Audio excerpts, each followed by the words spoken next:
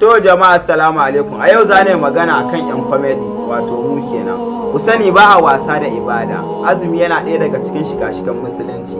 Wannan abu ɗaya zan faɗa muku wanda ya ishe ku nazari.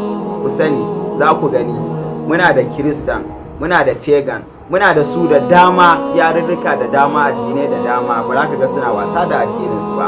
To mu me yasa muke rudan kanmu muke wasa da addinin musamman ma cikin addinin namu ɗaya daga cikin shika-shikan musulunci guda 5 wato azumi, sai ga dan comedy ya fito yana shan ruwa duk da ba cikin azumi aka yi wannan abun ba, kama kana wasa da addinin ka ne baka ba shi muhimmanci ba. Abin yana bata mu rai sosai, yana ci mun tuwa kwarya.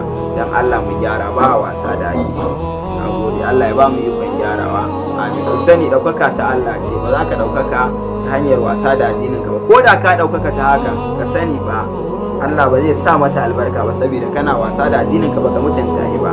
Mu ma kama muna taba addinin mu ne ba mu bashi muhimmanci ba, dole za a kalle mu ga haka. Su za ku ga ba sa yi, musamman ma yan arewa comedians. Dan Allah a gyara.